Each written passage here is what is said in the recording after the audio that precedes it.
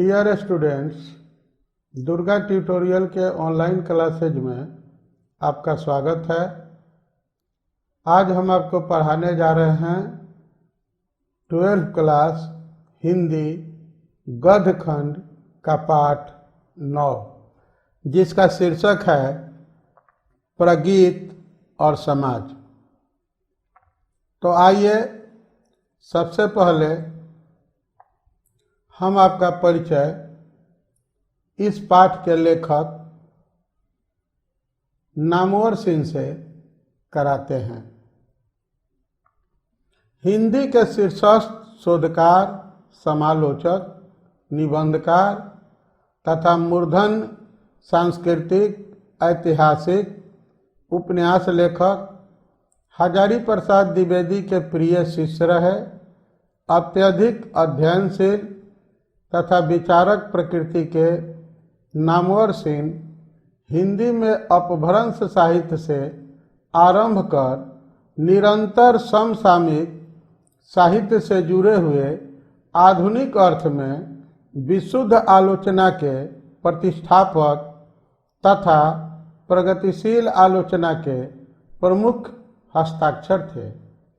Doctor Namvar Singh Hindi आलोचना की एक शिखर प्रतिभा हैं, जिनका विकास 20वीं सदी के उत्तरार्ध में हुआ। नामवर सिंह का अध्ययन विस्तृत और गहन है। साहित्य के अतिरिक्त इतिहास, दर्शन, राजनीति, समाजशास्त्र आदि अनेक विषयों का अंतरानुशासनात्मक अध्ययन नामवर सिंह ने किया। नामवर सिंह अपने गुरु द्विवेदी जी की तरह ही एक ओजस्वी और प्रभावशाली वक्ता के रूप में अंतर्राष्ट्रीय यश अर्जित कर चुके हैं। इनका जन्म 28 जुलाई 1927 को हुआ था। इनकी मृत्यु 19 फरवरी 2019 को हुई थी। इनका जन्म स्थान जियनपुर, वाराणसी, उत्तर प्रदेश है। इनकी माता का नाम बागेश्वरी देवी है। इनके पिता का नाम नागर सिंह है।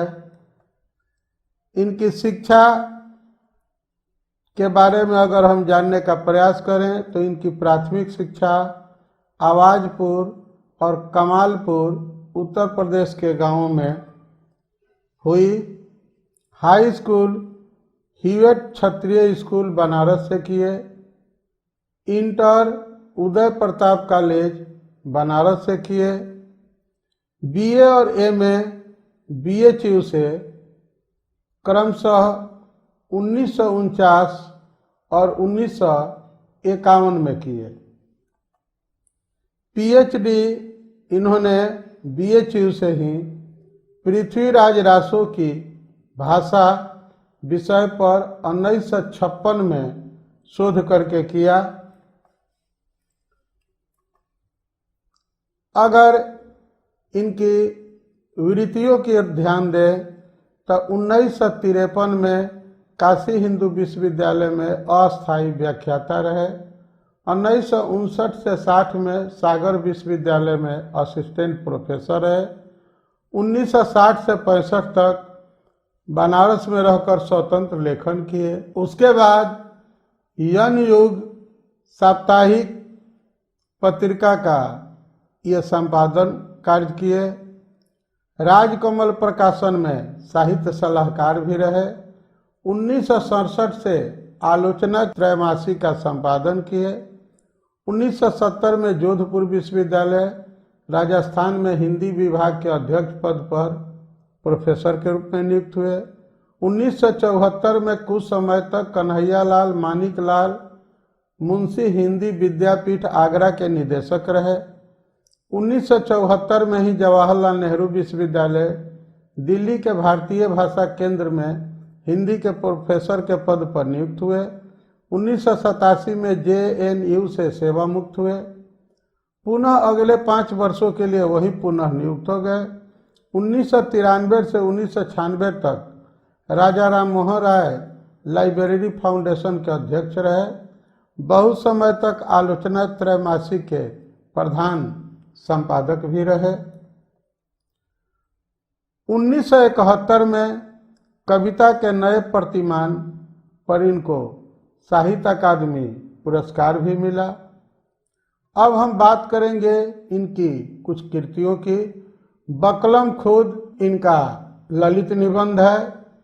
हिंदी के विकास में अपभ्रंश का योग, आधुनिक साहित्य की प्रवृत्तियाँ, छायावाद, पृथ्वीराज रासो की भाषा, इतिहास और आलोचना, ये इनकी प्रमुख निबंध हैं।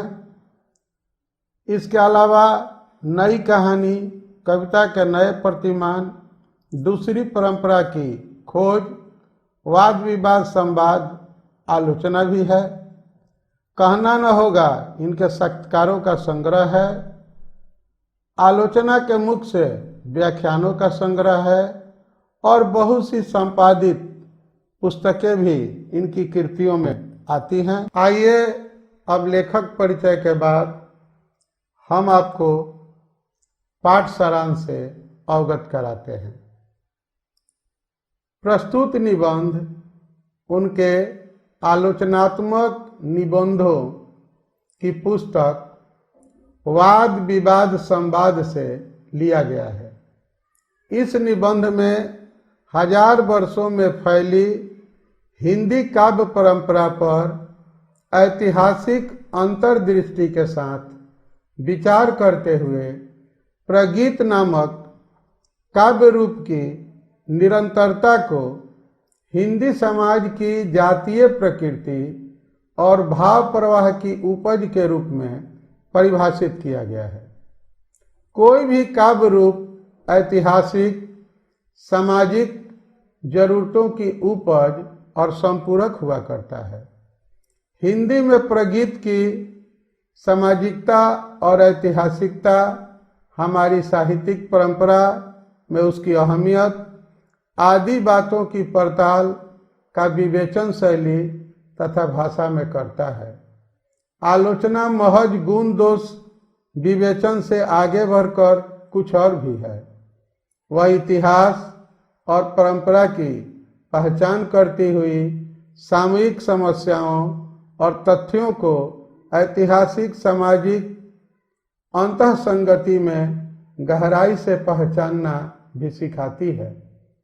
वह वर्तमान को अधिक गहराई के साथ जानने समझने की अंतर्दृष्टि जगाती है। यह सब इस निबंध से सीखा जा सकता है। अपनी व्यक्तिगता और आत्मपरकता के कारण लिरिक अथवा प्रगीत काव्य की कोटि में आती है। प्रगीत धर्मी कविताएं न तो सामाजिक यथार्थ की अभिव्यक्ति के लिए पर्याप्त समझी जाती हैं, न उससे इसकी अपेक्षा भी की जाती है। आधुनिक हिंदी कविता में गीति और मुक्तक के मिश्रण से नूतन भावभूमि पर जो गीत लिखे जाते हैं उन्हें ही प्रगीत की संज्ञा दी जाती है। सामान्य समझ के अनुसार प्रगीत धर्मी नितांत वैयक्तिक और आत्मपरक अनुभूतियों की अभिव्यक्ति मात्र हैं, यह सामान्य धारणा है। आचार्य रामचंद्र शुक्ल के काव्य सिद्धांत के आदर्श प्रबंध काव्य ही थे, क्योंकि प्रबंध काव्य में मानव जीवन का एक पूर्ण दृश्य होता है।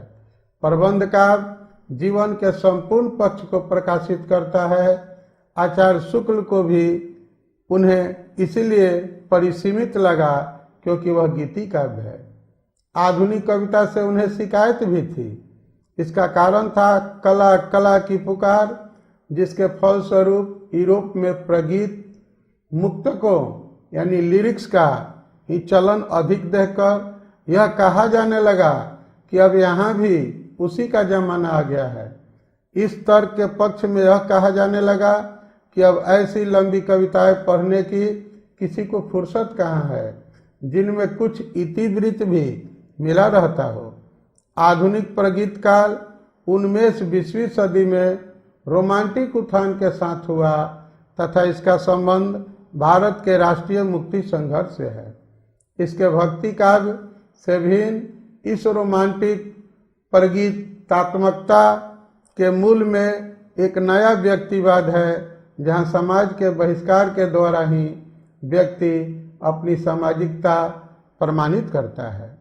इस दौरान सीधे सीधे राष्ट्रीयता संबंधी विचारों तथा भावों को काव्य रूप देने वाले मैथिली शरण गुप्त जैसे राष्ट्र कवि हुए और अधिकांशतः उन्होंने प्रबंधात्मक काव्य ही लिखे, जिसे उस समय ज़्यादा सामाजिक माना गया। पिछले कुछ वर्षों से हिंदी कविता के वातावरण में कुछ परिवर्तन के लक्षण दिखाई पड़ रहे हैं। एक नए स्तर पर कवि व्यक्ति अपने और के समाज के बीच के रिश्ते को साधने की कोशिश कर रहा है और इस प्रक्रिया में जो व्यक्तित्व बनता दिखाई दे रहा है वह निश्चय ही एक नए ढंग की प्रगीतात्मकता के उभार का संकेत है।